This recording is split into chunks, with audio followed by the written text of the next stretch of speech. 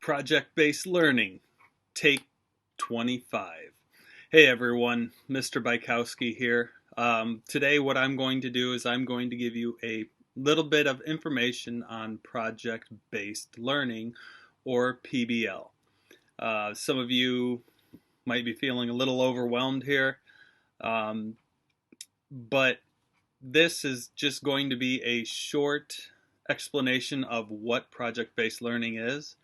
And I'm going to basically tell you that a lot of you are already doing this. You just might not know it, or you might need to tweak something a little bit in order to make it complete project-based learning. Okay? So, what is project-based learning, or PBL? Okay, as you can see here, project-based learning is a teaching method in which students learn by actively engaging in real-world and personally meaningful projects. So, when you guys created your STEAM units of study, you created them around real-world problems. Okay, that was the focus of it. STEAM education revolves around real-world problems, and I'm going to take a real-world problem through this presentation, and I'm going to share some different ways of making that a PBL, or project-based learning project for the students. Okay? So this here is an example of doing projects versus project-based learning. Okay? A lot of us growing up, we did projects. Our teacher, they have the knowledge, they gave us direction, we followed the directions, we learned the facts, and then we presented the facts. Here, it's completely different, okay? We start off with a question, an essential question, a driving question, just like you guys do. Then the students have to come up with their own thinking about it. How are they going to tackle this question? What are they going to do to solve it? Okay? Then they test what they came up with, and they develop those skills, and then they apply those skills to the real world problem. Okay? And they're ready to answer that question. So there's a nice little flow chart of what a project-based learning is. This video here is a good explanation of what PBL, or project-based learning, is. So I'm going to exit my PowerPoint, and I'm going to let this play for you. Hello and welcome to Teachings in Education, Project-Based Learning. Capture your students' attention with real-world problem. Project-based learning is often abbreviated to the acronym PBL, which will be used throughout the video. So, why should educators use PBL in their classroom? Projects are often assessed through presentations. Having students present more often helps students develop better communication skills. Many times, project assignments allow students to work with their hands and complete tasks. It's important for them to have developed some of these 21st century life skills. Projects are assigned as group activities. Being able to work with others is a necessary component of countless fields of work. PBL. So as you can see from this, PBL is student collaboration. It's group work. Okay, the students are going to be working together to design and work and solve their problem that they have at hand. Okay, you'll see in the video later that it is perfect for our students. Okay, especially those hands-on learners. A lot of those kids, they might not do well with skill and drill. Okay, we know our students don't. So this is a great way to reach every student in our classroom. I'm going to continue the video here. Maybe having a little difficulty with that. Really comes in handy for those situations where students are just plain old bored of lectures. The best part of PBL is that it increases student engagement. Students will actually enjoy working on these projects and be much more pleasant while working. Who is PBL meant for? Now, it can be used for any student. However, it is most effective on certain types of students. At-risk students benefit the most from project-based learning. These students obviously struggle with typical classroom learning. PBL can be used for many different classes, but PBL is most prevalent in social studies, science classes, and art classes as well. One common misconception is that project-based learning is only meant for upper grade level courses. However, PBL may be incorporated from grades kindergarten through 12th grade. How to implement PBL in our classroom. Every class project should begin with a driving question that is specifically aligned to a learning goal. The level of complexity of the driving question should be appropriate for the type of students in the classroom. The next step for implementation is the inquiry process. Students should apply learned knowledge, ask and answer critical thinking questions, and locate resources. In the next step, students find a solution to the driving question. Here is where students solve the problems, oftentimes with creations, models, and presentations. And the last step is to allow students to make their projects available to the public, to give students a voice. Now that we have done all this talking about PBL, let's take a look at some classroom examples. Here are a few of my personal creations that I am very proud of. This is a project where I asked students to build a model of the Titanic and examine the ways the ship could have been built much better. It is a 6th grade social studies project and includes reasoning, writing, and research. The following project asks students to find the proper measurements and create a scale frame of a 2-bedroom hip model house. It was for a 12th grade math analysis course. And the last project asked students to convert from feet to inches and use the measurements to paint and create a miniature basketball court. It was actually used for an at-risk Algebra 1 course. Right now, I would just like to say thank you for your time, and please subscribe to the channel. So that was a short video on PBL, performance-based learning, just from another person's perspective to get you an idea of why it's so important and why we use it here at Madison STEAM Academy. All right, moving on. Okay, so the first part is you have to have a driving question or challenge. This is your essential question. All they did was change the name on it, okay? Your driving question is what you have up each unit, and you're trying to create a project for those kids to work on. Now, I'm going to give you an example here of my essential question. It says, how can we design a habitat for the new giraffe exhibit at Potawatomi Zoo? Okay? So with this one, there could be many different ways that each group goes about it, okay? Maybe one group wants to build a feeding platform for the visitors. Maybe another group wants to build a structure for the giraffes to go into when the weather's cold. Maybe another group wants to actually do the designing of the entire habitat for it. So yes, there is a essential question, but you can break break it apart into different sections. Okay? To begin with, you have to have a hook. Okay? You guys have hooks in your STEAM units. It's required. It's something to get the kids engaged. For this case, you can have guest speakers. You can go on an expedition, an exciting video that goes along with the lesson, an experiment, or a game. Okay? Something that the kids are going to get excited about. They're going to want to work on it. If you just say, oh, we need to build a habitat for giraffes, the kids aren't going to be excited about that. Okay?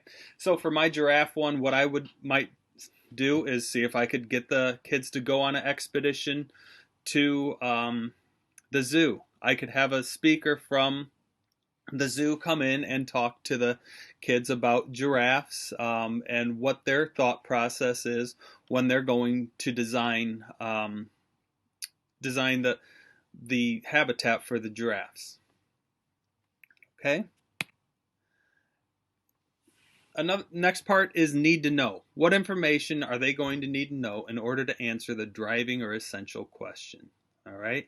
This could be a simple KWL chart. They could work together in their groups, come up with questions that they think that they need to know. Okay? And then you could meet back as a group and have the kids give you the questions and put them on a poster somewhere in the room so they can go back to it and be thinking about these questions and see, did I answer those? Okay, this is to get them thinking about ways that they need to design their habitat. For my example, ways that they can help the giraffe live comfortably in their environment, in their new exhibit. Okay, so some questions that I thought of, it was, what does a giraffe's natural habitat look like? Some kids might not know what the natural habitat looks like. Okay, how much space does a giraffe need to live comfortably? I know a giraffe is a large animal. Okay, how much space is it going to need? Is it going to be comfortable in that living space, or is it going to be cramped and not be a happy animal? Okay, how are we going to get trees tall enough for the giraffes to eat? I'm thinking, okay, how are we going to get these trees in before the giraffes come? Are we going to have to bring special trees in? Are we going to have to plant them? I know we can't grow them fast enough, so those are things that you can think about. How much food do giraffes need, and what is their diet? The good thing here is giraffes don't need a lot of food because a little food goes a long way with a giraffe. Will the giraffes be scared by loud noises? As I was walking by where the giraffe exhibit is going to be, I noticed that it was at the perimeter of the Potawatomi Zoo, and it butts right up against the train tracks there. So I'm thinking, okay, are the giraffes going to get spooked by the train as it goes by? How am I going to be able to prevent that? And then another question is, where will the giraffes go in the winter? Okay? And your kids could come up with plenty more questions about it if they were to do this one. Me, I just jotted a few down that came into my head. Okay, your inquiry and innovation. How are students going to research information about the topic in order to come up with something new in order to reach their goal? Their goal is to design a habitat. Okay, how am I going to research that? I'm going to use my Chromebook. They have individual Chromebooks. They have Google at their fingertips. Okay, you can use books, magazines, videos, many different things that you can come up with for the kids to research. Okay, then collect information about giraffes. For my example, collect information about giraffes, which are important for the zoo. I'm designing something for that zoo. What are they going to need to know? I'm going to have to let that zoo know what their natural habitat is. They're going to need to know their diet. Socialization. What type of animals they can be around, what type of animals are they afraid of, can they be with male and female giraffes, or just different things about their socialization. The zoo structures. Okay, what am I going to have to build? I know that the giraffes are a large animal. How tall is the fence going to have to be? Okay, a feeding platform. Could I make a feeding platform for them, and then a sound barrier from the train if they do get spooked by the train? So those are things that we could research to find out those answers. We'll move on here. And then we have to find solutions. Students come up with solutions for the driving essential question. So let's say that my group was, we had the task of designing a platform for visitors to feed the giraffe. Okay? So maybe at this point, what I want to do is I want to do some research on structures. How am I going to make that structure stable? I might get with Mrs. Marks in the computer programming, and I might use a program called Tinkercad to design a platform for the giraffes. I mean, here's an example of Tinkercad that the kids can get on there. They can do all sorts of designs. Let's say you could get Mrs. Marks to play around with this, and if this is a 21st century skill where the kids are going to be designing things, she could teach them in their class how to use this program, and then they could work on that. They could work on that program while they're in your classroom in their homeroom, and come up with a design that way. They could build something with Legos. They could build something with different things from the inventor's supply room. There's many different things that they could do. They should use scale to bring math into this. When they're answering all these questions, that's going to be writing. Everything is put into this, and the great thing about it is they don't realize that they are actually somewhat writing a paper. They don't know that they're doing math, that they're measuring certain things. Okay? They're doing it, but it doesn't seem like it's a math problem. And that's the great thing about project-based learning. Okay? So other things that design buildings to keep giraffe warm in the winter. Okay? I'm going to have to design a barricade so the giraffes can't escape. I'm going to have to see how tall a giraffe is. I'm going to have to apply a barrier around the giraffe exhibit where they won't be able to escape. You're going to take measurement into account. You could talk about structure and how sound a building or a fence has to be. If you were doing the public feeding station, many things that you have to think about with that. How many guests are going to be able to get on there? Nowadays, you got to see it's got to be big enough to keep 6 people apart. What are they going to eat? How much money is it going to cost for them to be able to feed the giraffe? So you're working in more math there, supply and demand, a little economics. All these things can be factors in project-based learning. Okay? And then once they design everything, they redesign it. If it doesn't work, then we have our presentation. Okay? After all the hard work is done, students present their project to the class. They could make a YouTube video about it. You could record them. Okay? They can make a Google slideshow, post a presentation, and explaining your model. Okay? Those are different things that you can do to present. What I tried to do was just give you an example of a project-based learning, and I didn't get into the rubric, the scoring. I can make another video for that. I don't want to make these too long because I know that you guys will just drown out after so long. So I will make another video on scoring and the rubric. I'll put some resources in the PowerPoint as well, so you guys can go do some research on it. But the main thing is you guys are definitely doing project-based learning, but there might have to be a small tweak in order to make it exactly project-based learning. Okay? I hope that I was able to teach you something. If you have any questions about it, feel free to ask me. I will do my best to answer them for you. You have a great day.